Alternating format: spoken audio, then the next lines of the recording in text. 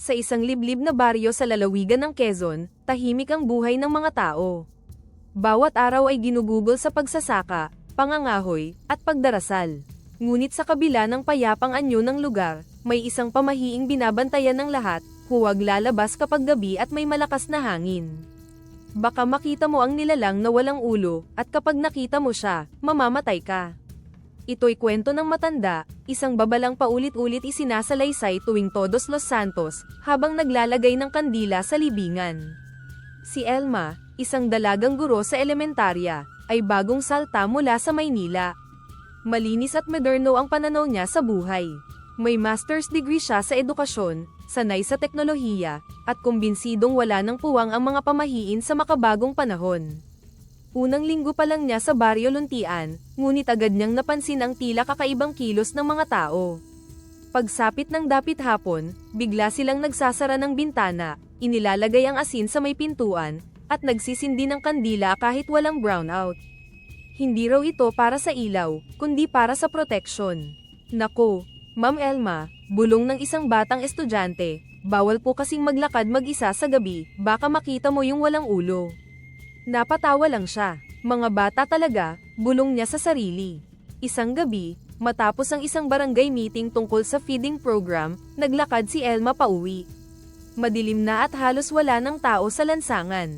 Pinili niyang dumaan sa shortcut, sa pagitan ng mga punong mangga at masukal na damuhan. Habang naglalakad, dumampi ang malamig na hangin sa kanyang batok.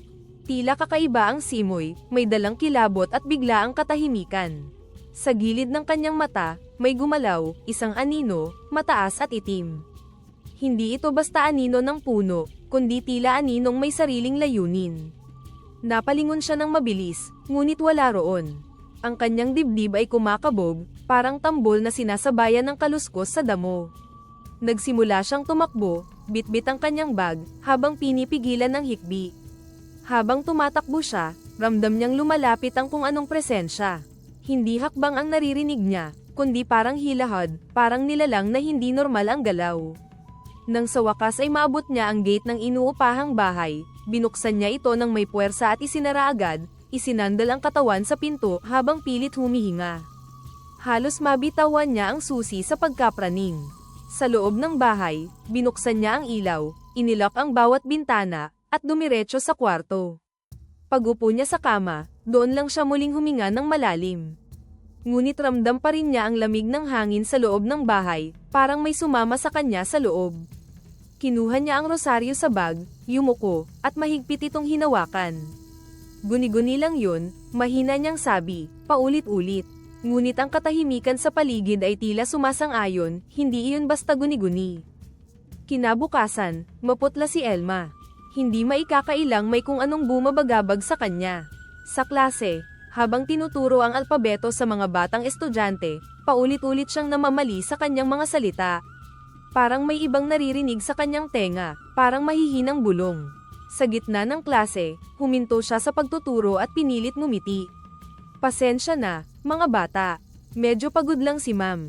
Sa likod ng silid-aralan, nanunood si Mang Lucas, ang janitor. Nang uwian na, lumapit ito sa kanya habang inaayos niya ang mga papel. Ma'am, may nakita po ba kayo kagabi? Tanong nito, mababa ang tono. Napalingon si Elma. Ha? Anong ibig mong sabihin? Yung walang ulo. Diyan po yan nagpapakita sa daang dinaanan nyo. Napalunok si Elma. Bakit mo alam? Dati nang nagpapakita yon. Pero hindi sa akin nagpakita, kundi sa nanay ko. Kinabukasan, patay na ang tatay ko. Nanginig ang kamay ni Elma. Ano yon? Multo o demonyo? Hindi multo. Hindi demonyo. Mas matanda pa siya sa kahit anong kasaysayan. Tahimik si Elma, pinipilit huwag maniwala. Pero may bahagi ng kanyang isipan na sumasalungat sa ideyang iyon. Ma'am, kung totoo nga ang nakita nyo, magsindi kayo ng kandila sa may punso. Baka sakaling makalampas yan sa inyo. Gabi na nang magtangka si Elma lumabas. Bitbit ang isang puting kandila, sinundan niya ang direksyong ibinigay ni Mang Lucas. Sa likod ng kanyang bahay, naroon nga ang maliit na punso, bahagyang natatakpan ng mga tuyong damo. Tahimik ang paligid, maliban sa mahinang huni ng tuko sa malayo. Sinindihan niya ang kandila at tumabi roon, nakaluhod. Ang init ng apoy ay tila walang silbi sa malamig na simoy ng hangin. Kung sino ka man, hindi ko intensyon na makita ka. Hindi ko alam ang ginagawa ko. Patawad kung nabuksan ko ang pintong hindi ko dapat buksan, mahina niyang panalangin. Sa kanyang likuran, may narinig siyang kaluskos. Mabagal, mabigat, bumilis ang pintig ng kanyang puso. Napatingin siya sa kandila, sumasayaw ang apoy, tila sinusubukang sumabay sa tibok ng kanyang dibdib. Dahan-dahan siyang lumingon, at muling nakita ang nilalang. Matangkad, maitim, wala pa ring ulo. Pero sa pagkakataong ito, mas malinaw, parang hindi na usok, kundi laman. Ang pagkabahala sa kanyang dibdib ay naging matinding takot. Parang bumagsak ang buong paligid sa kanyang balikat. Napaatras siya, natapilok, at napaupo sa damo. Ngunit hindi siya inatake. Tumigil lang ito sa harap niya, at naglaho na parang hangin. Pagdating ni Elma sa eskwelahan kinabukasan, tila bumibigat ang hangin sa paligid. Ang liwanag ng umagang araw ay hindi sapat upang pawiin ang lamig na lumulukob sa kanyang katawan. Lahat ng kulay sa paligid niya ay tila namutla, pati ang bughaw ng langit ay naging mapusyaw na abo. Sa bawat hakbang niya sa pasilyo, naramdaman niyang may bigat ang kanyang mga paa. Parang may nakalambitin na anino sa kanyang likuran. Sa faculty room, tumigil ang mga usapan sa kanyang pagdating. Doon niya narinig ang balita. Elma, narinig mo na ba? Tanong ni Ma'am Liza, may lungkot sa mata. Si Mang Lucas, wala na. Parang may kumalabog sa kanyang dibdib. Anong ibig mong sabihin? Kausap ko siya kahapon, maayos pa siya. Nakita raw siyang nakahandusay ng asawa niya pagkagising. Sabi ng health worker, malamang inatake sa puso habang natutulog. Tumigil ang mundo ni Elma. Hindi siya nakapagsalita, nanginginig ang kanyang mga daliri habang tahimik na naupo. Pilit niyang iniiwasan ang koneksyon, pero alam niyang hindi iyon aksidente. Hindi iyon basta pagkamatay. Ako ang huling nakausap niya.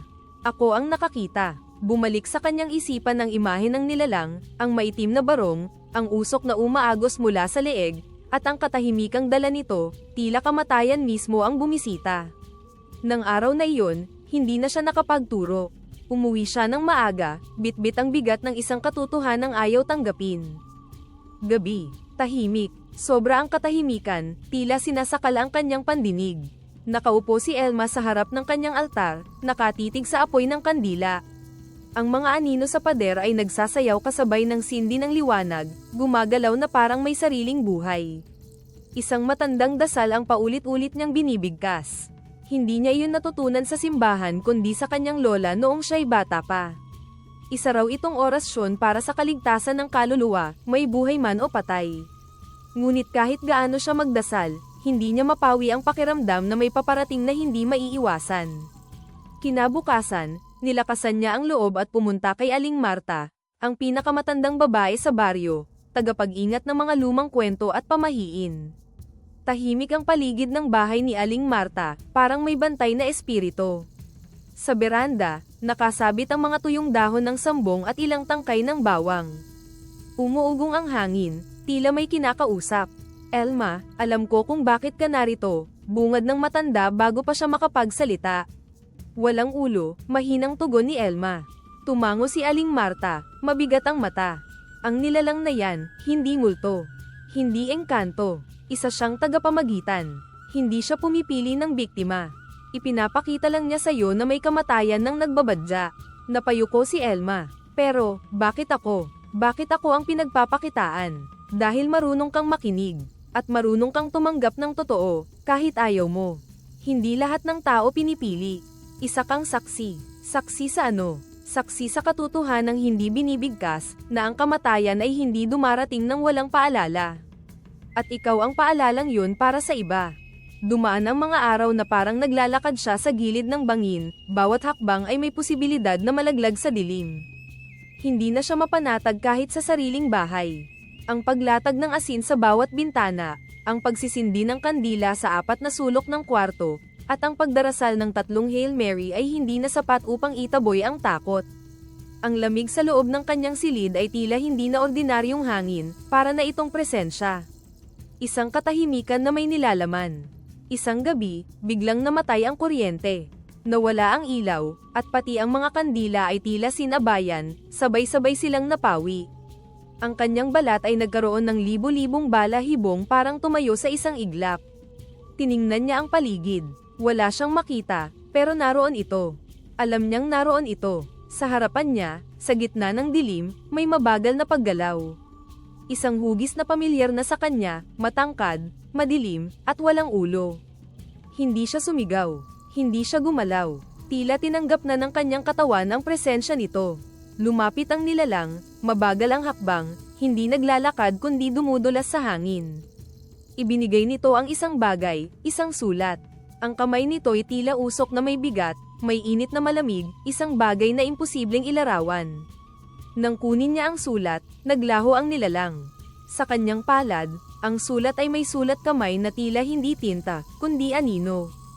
Ika'y saksi, hindi biktima. At sa likod nito, isang petsa, 17 ng Mayo taong 2023. Hindi iyon petsa ng kahapon, kundi ng bukas. Sumunod na araw, maaga siyang nagising, kahit walang alarm. Ang kanyang dibdib ay mabigat, puno ng panibagong kaba. Binalikan niya ang sulat, tinitigan ng petsa. 17 ng Mayo, ngayon na. Nagbukas siya ng radyo habang naghahanda ng agahan. Walang gana, walang lasa ang kape. Ang kanyang mga kamay ay nanginginig sa bawat paghalo ng asukal. At doon niya narinig ang balita. Isang bus na galing bayan ay nahulog sa bangin sa gilid ng daan. 18 ang kumpirmadong patay. Kasama sa listahan ng mga pangalan, Ria Santos, 9 na taong gulang, estudyante ni Elma. Bumagsak ang tasa mula sa kanyang kamay. Tumilamsik ang kape sa sahig. Hindi siya nakakibo, hindi siya umiyak. Sa halip, tahimik siyang naupo sa sahig, yakap ang sarili. Walang laman ang kanyang katawan kundi takot, galit, at kawalang kapangyarihan. Hindi niya alam kung siya ay isinumpa o binigyan ng tungkulin. Hindi na niya maibabalik ang bata. Wala siyang kontrol. Ngunit isang bagay ang malinaw, hindi na siya inosente. Hindi na siya ordinaryong guro. Isa na siyang bahagi ng isang mas malawak at mas sinaunang kwento, isang kwentong hindi matatagpuan sa mga aklat, kundi sa mga aninong gumagala sa gabi. At ngayon, bawat pagdampi ng malamig na hangin ay hindi na basta simoy. Ito ay paalala, babala, sumpa, o tungkulin. Mula noon, tinanggap ni Elma ang kanyang papel.